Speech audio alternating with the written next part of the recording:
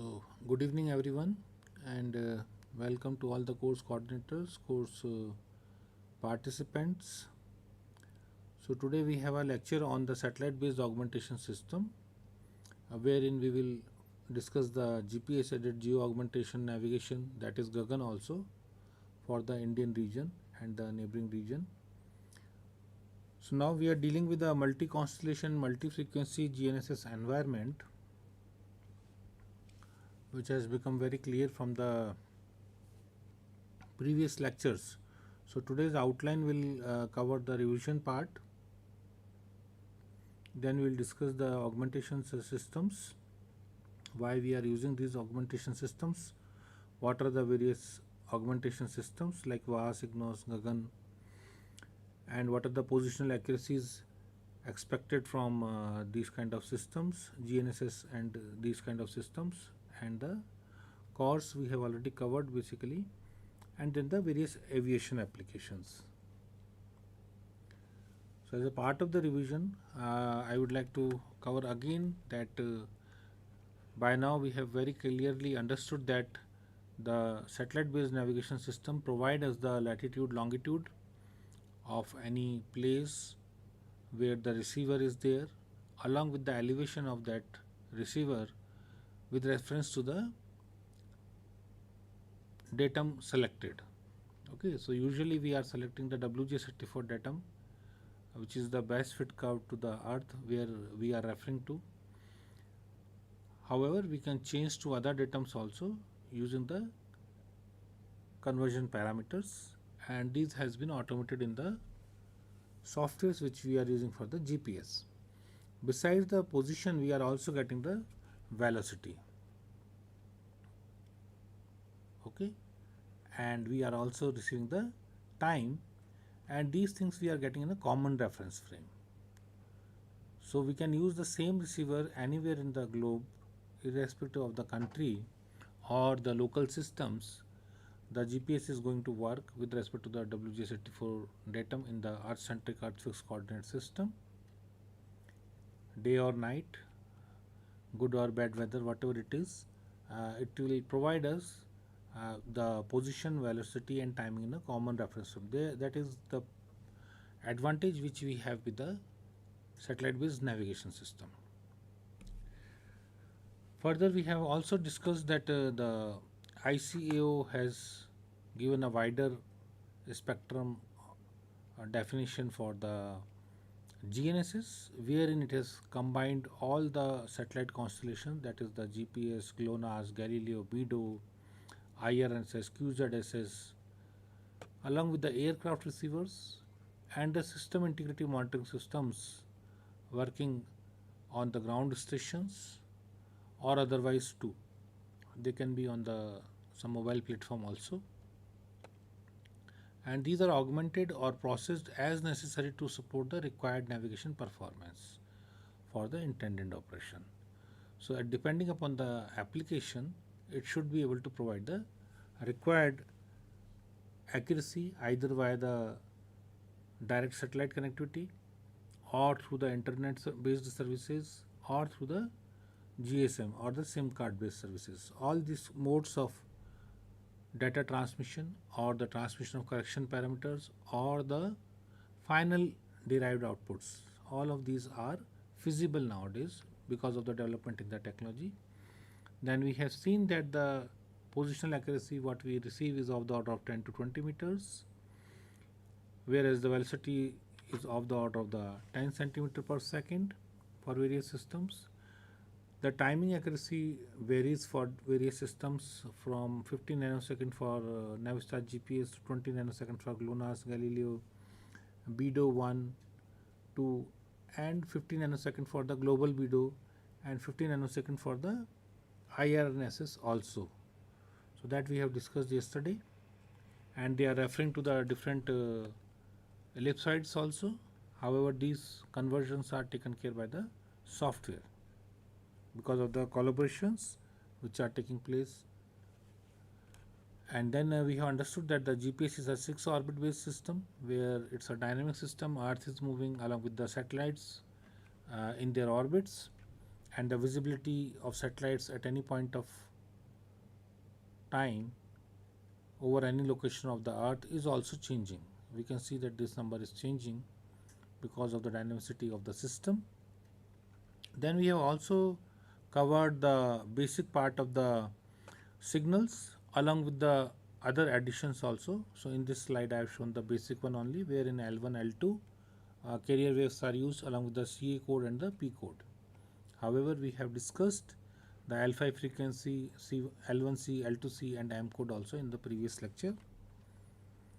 Then we also discussed that we are using the satellite laser ranging, GNSS, very long baseline interferometry, DORIS, SAR interferometry and altimetry also for various space-based geodetic solutions for the requirement of the generation of the topography of the earth or position of a point over the earth, or for computing the deformations taking place on the surface of the earth. So in SAR interferometry and altimetry, they will be covered particularly in different lectures during the application session also by various speakers in the module on the application. Then we discussed about the two open source books also, GPS, the first GNSS by the Trimble, it's the open ebook, and an introduction to the GNSS, a third edition by the Novatel. So these you can refer. You can also take the PDFs of the lectures covered in this series through the material box, wherein the EduSet team is keeping the material for you. Then we also discussed the single frequency, dual frequency and multi-frequency receivers. So we covered that single frequency receivers are good for baselines up to 15 km, whereas the dual frequency receivers can be used for longer baselines along with the scientific softwares for more or improved processing. Then the various classes of GPS receivers also discussed. The geodetic class providing us the sub-centimeter level accuracy, mapping grid receivers providing us an accuracy of the order of 3 meters or so, whereas navigation based receivers, they can provide an accuracy of the order of 10 meters. Thereafter we have talked about the error budgets also that are there with the satellite clocks, orbital errors, ionospheric errors, tropospheric errors, receiver noise and multipath basically, and what among these can be improved with the help of the differential GPS. So these things we have covered in the previous lectures along with the different methods of the surveys, static method, then the rapid static method, stop and go survey and kinematic survey. So for the longer baseline we go for a long duration of observations at the base station and the rover stations, so that we have common satellites minimum 4 between the base station and the rover station.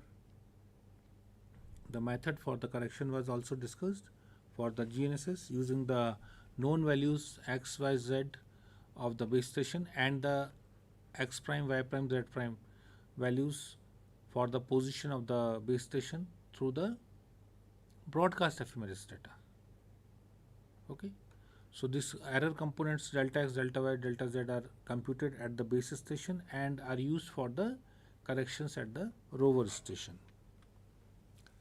So that's the way we have been moving from the last week till yesterday. Now today we will cover the satellite based augmentation system.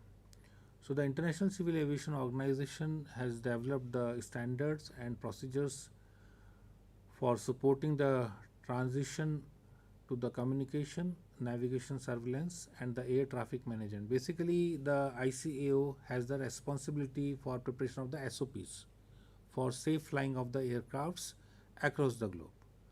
So that is how they come into the picture, as they have a larger responsibility and they have defined the GNSS as we have discussed in the previous slides.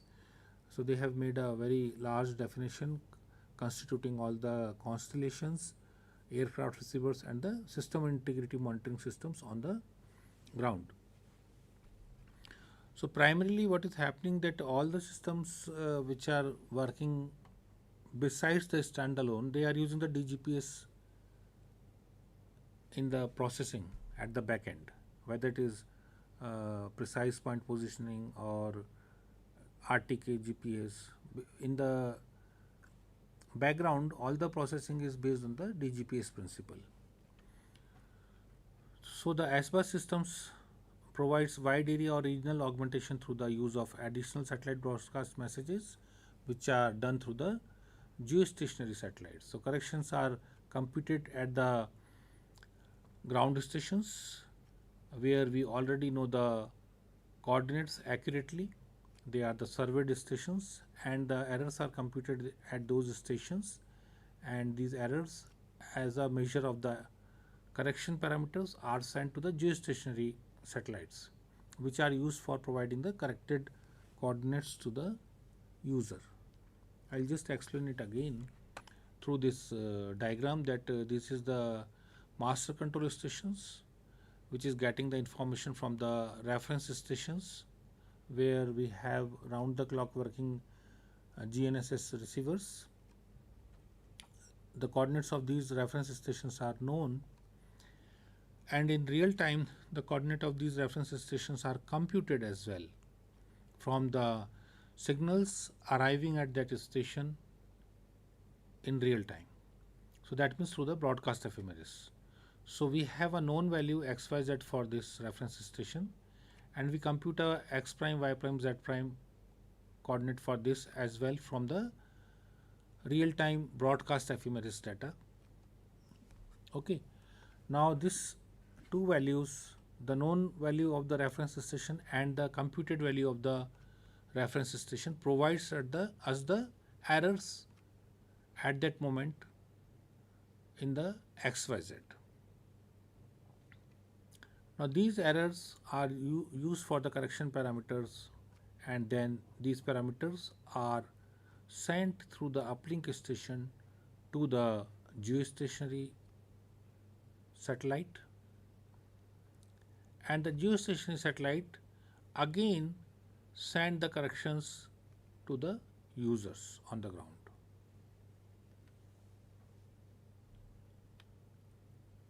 So we have a performance based navigation manual also for this, which can be referred.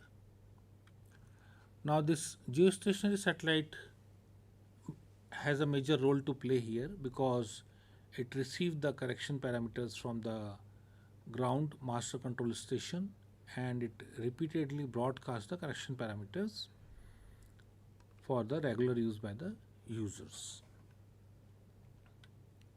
Now various satellite based augmentation systems are available, such as wide area augmentation system for the US, GAGAN for India, then IGNOS for the European region, AMSAS for Japan, then for S and the QZSS quasi satellite system, that is the regional navigation satellite system for Japan, SDCM for Russia, SNAS for China, and this for the Caribbean islands, SACCSA, that is for the Caribbean islands. And these are used along with the other techniques also, the national level DGPS developed by the US, CORS stations, GDGPS, and the IGS stations also, which are also available for various applications. However, the topic of today's concern is the SBUS. Now we are getting different solutions from all of them, and we are computing a single solution. Okay, we have GPS, GLONASS, BDO, Galileo, IIRS, QZSS satellites working in different datums and finally providing a single value. So that is what is being referred here as the integrity. That when we are finally computing, is it trustworthy? Will that be the correct solution what is being provided by that? So the ultimate thing is over the integrity of the solution. So for that we have integrity management system, that when we combine all these various systems under the GNSS umbrella along with the application of the SBUS computations, we should get the correct solution. So this is how the different VAS systems are available in the US, in the CVAS in the Canada, IGNOS, GAGAN, AMSAS, SDCM, and then some systems are working for Australia, African region also. These are being prepared and applicable for the South American region also. So different systems are being developed, and we can see these on the websites also as they are being maintained. The datasets are available over the websites. The links are also provided in the slide. The PDF of the slide will be made available to you, and the system is working quite transparently, and you will get all the data for the use. So the long-term 2020 and 2025 plan shows that the entire globe is covered with a network of SBAS systems. Okay, because these are different systems: Canadian VAS, AMSAS, GAGAN, ESNAS, IGNOS, and SDCM for Russia. So like that, for over the entire globe, we have different systems which are being placed. This is shown in this figure as well. Okay, SDCM for Russia is shown here. So entire Earth is being covered by this system. The usage, however, definitely depends upon the adaptability of the users that they actually use it. Now, why we are using the SBAS? Because it provides correction to the GNSS solution in real time, which is needed for the industries which need real time high accuracy values, such as the aircraft industry. So for the landing and takeoff of aircrafts and the en route navigation of the aircrafts, we need improved values. So we have receiver automated integrity monitoring system for the aircraft based augmentation system, and this provides a higher accuracy for the area navigation. Now, the earlier case, what was happening, that we have the very high frequency omnidirectional range antennas on the ground, distance measuring devices or the equipments, DMEs are there, which are being followed by the aircrafts. So in that case, what happens, that aircrafts basically, when they go from point A to B, let us say from Dehradun to Hyderabad, they can fly in a direct path from Dehradun to Hyderabad. However, they cannot do that because they have to be connected with the DMEs or the VORs on the ground, and their distribution is not uniform all over. So they follow a zigzag path. You might have noted that instead of following a point to point direction, they follow a zigzag path. So, but if we are using the SPAS system, then in that case, the direct movement is possible. So this direct movement will save our time, and the improved values of the coordinates will provide more improved availability of the area for different aircrafts, because nowadays in airspace also we have a lot of congestion because of large number of flights which are moving. So they can have a better management. You can say that the traffic density can be increased with the more improved coordinates for the aircrafts, because the safety concern has to be there, and if we have better coordinates, better 2 sigma values, then we can fit more aircrafts in a lesser space, so that management can be improved. Then in the US, actually they have about 4,000 around aircrafts, airports, and out of these 4,000 airports, about 1100 airports do not have the integrated landing systems, and they are using very successfully the VAS system for the landing and takeoff. So that is a perfect practical example of usage of the SPAS for the aircraft industry. That there are airports which are 1,000 plus in numbers, and over them we are using the VAS for the landing takeoff operations. What does it mean actually? It means that there is a high amount of reliability of the satellite based augmentation systems. Same should be done throughout the globe also, with the many benefits which it has, and we will be discussing in the coming slides. Then we have the local area augmentation system also, and definitely this is a cornerstone for the national airspace system in the US, because large number of airports are totally dependent on VAS because they do not have integrated landing system. They are the non-ILS airports. Okay, and even in the emergency landing cases, VAS kind of services or the SVAS kind of services can be more helpful because small spaces can be used more efficiently with the improved accuracy of the coordinates what we are getting from the SVAS. Even shorter runways can be utilized more efficiently. In that case, the chances of overshooting a runway is less because the touchdown can be done prior to the point where do otherwise. That is, in the case they do not have VAS, they have to take more precaution, and thus they have to leave more space for safety purpose. But when we are using the VAS, we have a more efficient use of the airstrip also.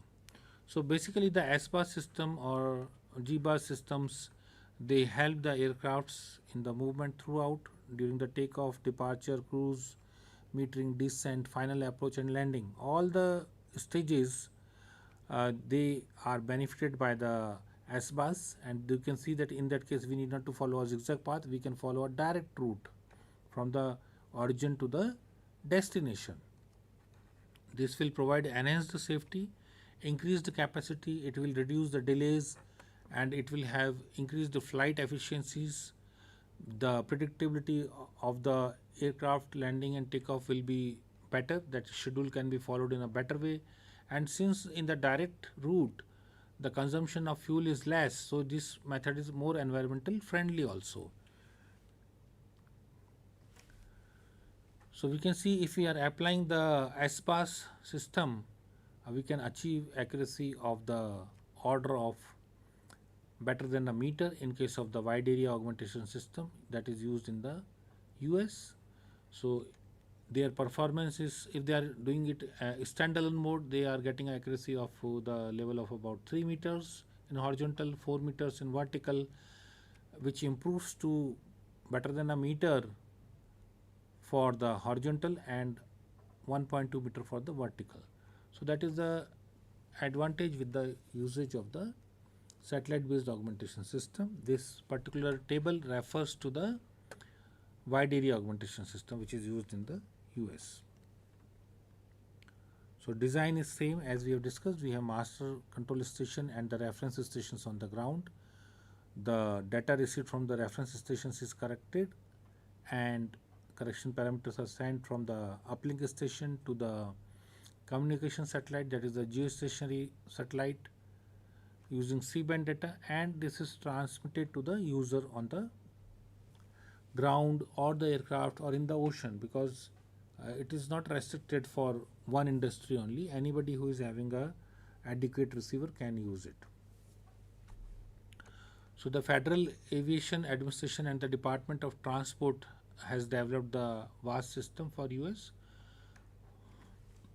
for precision flight approaches. It provides more accuracy, improved integrity, and the availability of the correction parameters, because one of the advantage by involvement of the geostationary satellite is that the correction parameter can be sent to a larger footprint on the ground. VAS corrects for the GPS signal errors caused by the ionospheric disturbances, timing, and satellite orbit errors, and it provides vital integrity information regarding the health of each satellite. So all this is being taken care in the satellite based augmentation system. Although we are talking about the VAS here, but the SBAS system which are there all over the world, established by different countries, they work on the same principle. So it is providing support in the en route arrival and departure. It provides increased availability of the GNSS corrected signals because of the involvement of the geostationary satellites. It provides enhanced safety using the vertical guidance. In case of no ground hardware, as I have told, that non-ILS stations also use uh, VAS system in US. About 1179 airports are working only on the VAS system. So finally, it is providing a good example for the globe wherein VAS is used for the aircraft industry. Then we come to the local area augmentation system or the ground based augmentation system. So in this case, what happens, we have very high frequency data broadcast antennas over the airports, and it is possible that uh, of course we have the geostationary satellites, but these antennas can directly transmit the corrections to the aircrafts. Okay, so that is why we are calling it a local area augmentation system or the ground based GBAS. So that is also possible. So it will provide the real time corrections or the differential corrections to the pilot, which will be utilized for the purpose of the takeoff, landing, or the en route operations. Here we have to understand that the nearer we are to the reference station, the more correct values we are going to get. As we are moving from the away from the reference stations, we have some decreased accuracy, but the best accuracy we will get near to the reference stations, and we have seen that up to 15-kilometer baselines we have no issue. So normally in takeoff and landing there is not at all a issue if the airport is uh, having a ASPAS station there. However, for the other users who want to use it on the ground, because the reference stations are relatively less, so in that case, as they go far away from the reference station, the accuracy will be reducing to some extent. Then we'll come to the Indian GAGAN system, that is a GPS aided GEO augmentation navigation system. It has been developed with the cooperation effort between the India and the US. Raytheon company has established the GAGAN stations. It has costed about 770 crores rupees. The Director General of Civil Aviation has certified the GAGAN for en route operation, that is RNP 0.1, on December 30, 2013. So it is almost nearly a decade now from the time it has been certified. However, still the usage of GAGAN is very less in the aircraft industry, which should be increased actually. All the aircrafts should be equipped with the GAGAN enabled receivers. And subsequently on April 21, 2015, it has been approved for the Precision Approach Service also, APV1. And the signals for APV1 are available from 19th May 2015. Now this GAGAN system is the first ASPAS system which is available in the equatorial region and providing its services since 2013. This provides accurate coordinate system, relieving the problem of getting accurate position. Now this improves the air traffic and other civil navigation, which results in fuel efficient air corridors. So as we have discussed in the previous slide, the benefits of VAS, same benefits we will have from the GAGAN. So we should increase the usage of it by using it on our aircrafts. So this figure shows the different location of reference stations across India. Now these reference stations enable the landing and takeoff of the aircrafts, and the nearest station we are operating the aircraft, that reference should be considered. This figure again shows that we have a master control station, and we have the Indian reference stations and the uplink station, which send the corrections to the geostationary satellites GSAT-8, GSAT-10, and the third one is the GSAT-15, which is an in-orbit spare for the application of the GAGAN.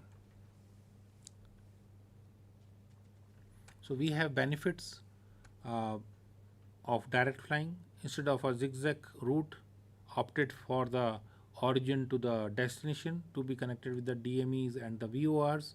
We can have a direct flight, so that will save time, fuel, and more predictability of the schedules. So that advantage we have with the GAGAN. And sometimes some accidents are happening in the aircraft industry because of the overshooting of the aircraft. So I remember in the past decade or so, around two such accidents has happened. So if we are using GAGAN kind of services, we will be able to use better uh, optimal usage of the runway can be done, and such kind of accidents where loss of life and material, that is aircraft, can be totally avoided actually through a optimal use of the airstrip. So these are highly recommended uh, for the aircraft industry. Of course the others can also use. Now we have a GAGAN based ionospheric correction model also. There is a study by satellite based augmentation system, a novel and cost effective tool for ionospheric and space weather studies by uh,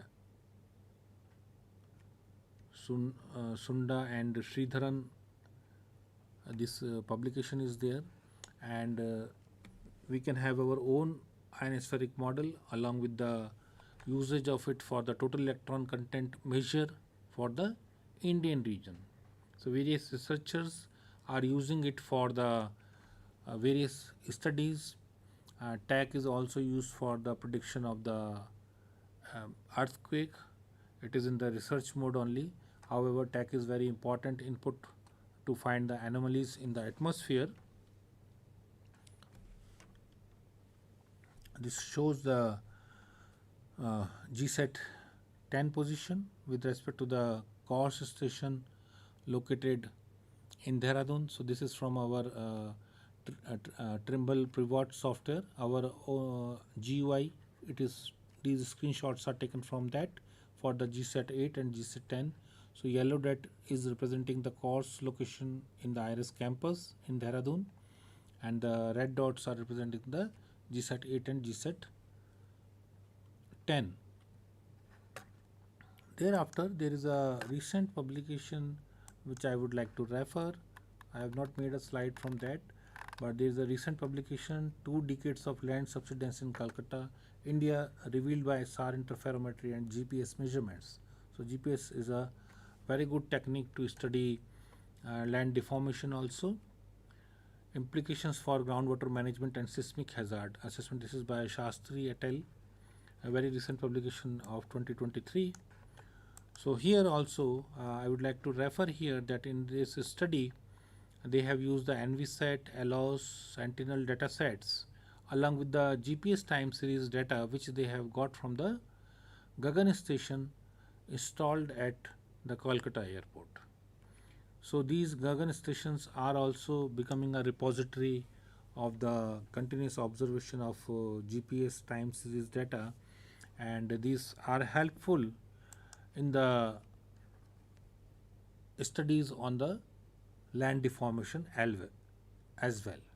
So this is one another usage which has come up recently, and they have done it for the area of Calcutta, where this is the Dum Dum airport which is placed here, and here is the GAGAN station is, or the reference station is available here. So maybe some of you who are into this area, you can refer to this publication also, wherein they have come up with a successful study based on the GPS time series data acquired from the GAGAN station.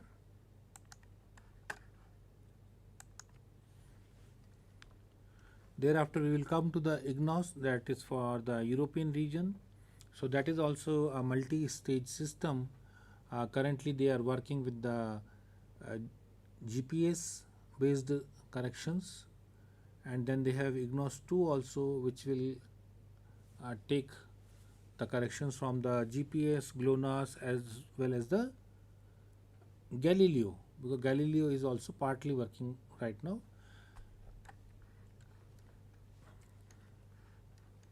So they also do have the reference stations on the ground. with a master control facility where we will do the computations, and the correction parameters are sent to the geostationary satellite, and then again the geostationary satellite act as a repeated broadcaster for the correction parameters for the user.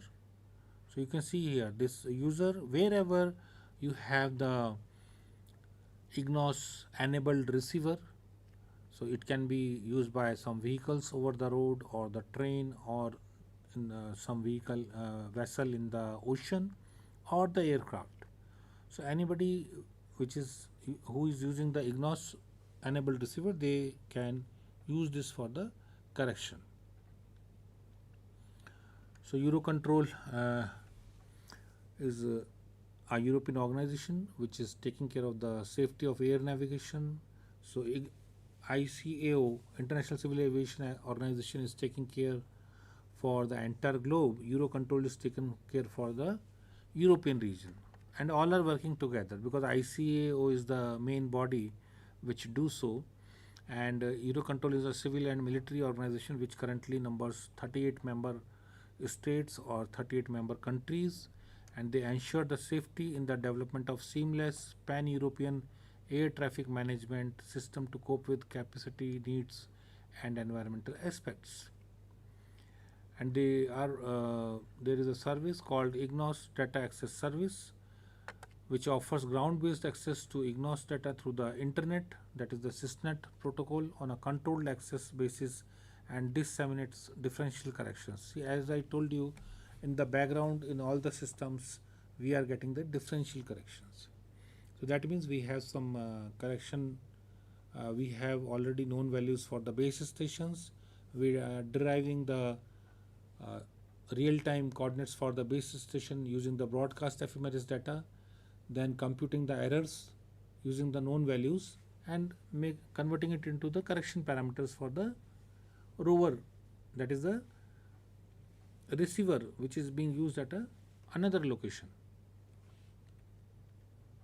So IGNOS ranging and integrity monitoring stations. So 40 stations are being used for them, 2 mission control stations, 6 navigation land earth stations, and the IGNOS wide area network.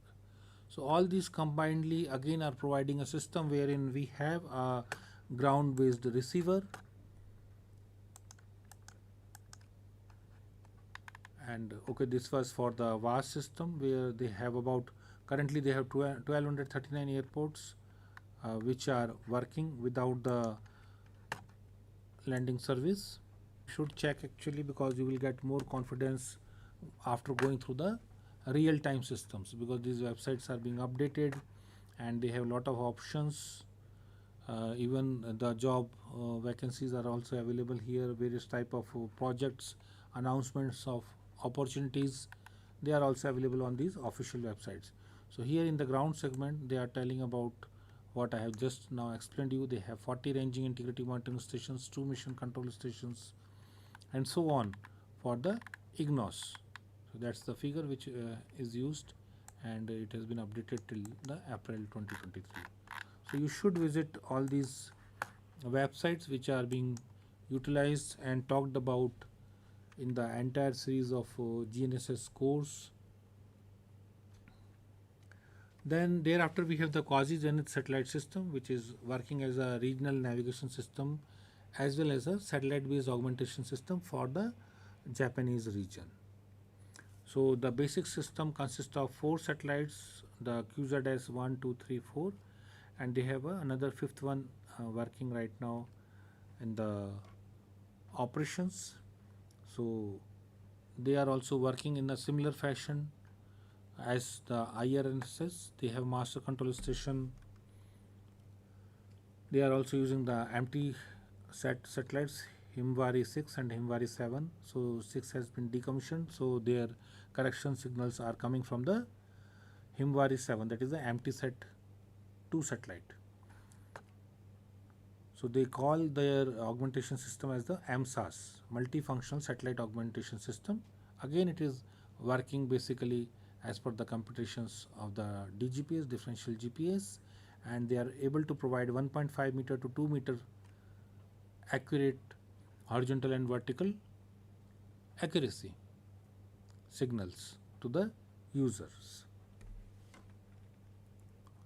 So this is the design they are using, and you can see that this is one of the sky plots. Large number of satellites are there, and we have region Japan, city Tokyo. So these kind of competitions are shown in some kind of a GUI, and these are the two master control stations, Hitachi Ota and the Kobe MCS. So these are the two master control stations. Then ground monitoring stations are there, and they are using the empty satellite for the transmission of the correction parameters to the users. This is another figure explaining the distribution of the area control center, master control station, navigation ground earth station, central processing facility, network communication system, monitoring and ranging system, then the ground monitoring stations which are involved in the AMSAS, the Japanese system. And now similarly they are planning to move ahead with the system upgradation for the satellites using the 7 satellites actually. So they are also going for a design like in case of IRNSS, we are moving from 7 satellite based system to 11 satellite based systems, wherein 4 uh, spares will be there. Similarly, in case of the QZSS also, we will see that we have more number of satellites which are being coming in for the usage. So these slides I will be providing to you, and you can see the links also.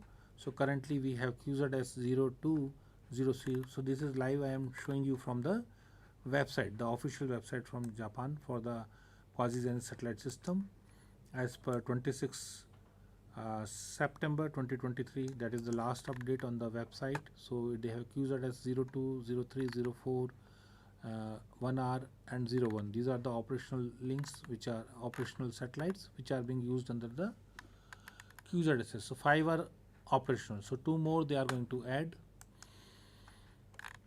And how they are adding basically they are using again quasi geostationary satellite system similar to the inclined geostationary orbit. So IGSO kind of orbit they are going to use. What I wanted to show you is let me just check it out 1 minute. Yeah, so 3 additional satellites what they are going to put is in the quasi geostationary orbit and the geostationary orbit. So they are bit different from the 4 satellites which they have planned. So they have a maybe it is given on some another website, but they have given the details of the 3 additional satellites also.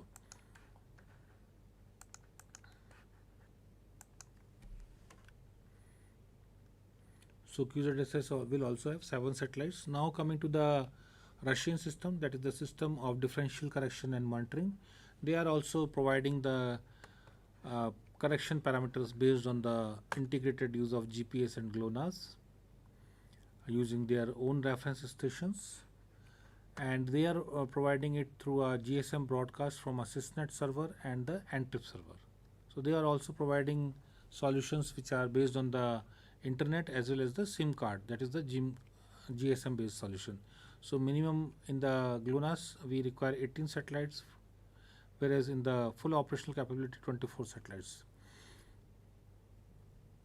So they are also providing good accuracy. You can see that 1 to 1.5 meters in the horizontal and 2 to 3 meters in the vertical. That is how they are moving ahead, and they are planning for much more accurate in the future. So they are also looking for centimeter level positioning service for users at a range of 200 km from the reference stations. So that is the kind of aim they are taking care for the SDCM. So they are also using the geostationary satellite LUSH 5V, 5B, 5A. So these all details are also available and can be seen in detail.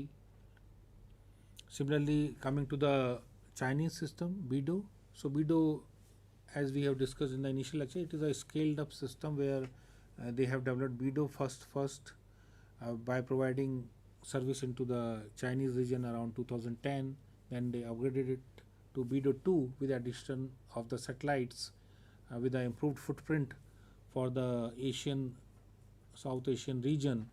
And then BDO 3, few more satellites they added, and it became the global navigation satellite system covering the entire globe. So BDO 1, BDO 2 and BDO 3. So BDO 3 is nothing but the current BDO. So no need of 1 to 3 now to talk about differently, but that is the way they have moved through a scaling procedure. So this is also used for the providing the standalone service from BDO, differential GPS service, differential GNSS service from the BDO, as well as the satellite based augmentation service also based on the BDO. So all the kind of services they are providing using the BDO. So in that they are using the GPS L1CA code also along with the BDO GEO satellites. So because BDO is using 7 different orbits, some are in the medium Earth orbits, and some are in the geostationary orbits, some are in the inclined geostationary orbits. So this system is acting as a multi-purpose system which is providing accurate system. And the satellite based navigation system, they have differential augmentation services since 2012, okay, for the Chinese region. Thereafter they completed the global system also in 2019, and they added another few spares in 2020, thereby completing the BDO constellation also. So these are also available from their respective Chinese and the Russian websites. They are depicting the number of satellites in operation, what date they are going to moved out of service, what are the satellites which are going to be inducted into the service. So all those kind of details will be available in this. Now the next one is the SBA system for the South Central America and the Caribbean islands, that is called the SACCSA. The pronunciation is a bit difficult because of the different language here. Now this is a project founded by the ICAO, International Civil Aviation Organization, with the participant and member states of the project, which includes the Argentina, Bolivia, Colombia, Costa Rica, Guatemala, Panama, Spain, Venezuela, and Sicily. Okay. So like that, if we see this final diagram, almost all parts of the globe, including the Australia also, they also have a system for that. We have a usage of uh, differential GPS, satellite based augmentation system also everywhere for the benefit of the users. Now these are the various services which are providing the correction parameters to the users through some licensing procedures also. Some of the very well known of among them are the TomTom telematics, which is being used by the iPhones. So all iPhone owners, they have this by default along with the background in image. So when I have used it, it will give you a better than a meter accuracy. So it's a very good. You have a image and you can see live your position on your phone. Then Trimble Navigation is providing the RTX service we have discussed in the previous lecture. Leica is providing the Smart Link service. Then we have other providers like Starfire, Starfix, OmniStar. So based on the payment, these various companies also provide the correction parameters. So Starfire is providing an accuracy of the order of 4.5 centimeter over a period of 24 hours of observation, whereas Starfix is providing PNT service using more than 50 reference ground stations with delivered accuracy of 10 centimeter in horizontal and 20 centimeter in vertical. So these can be used by various users. Their links are also provided in the slide.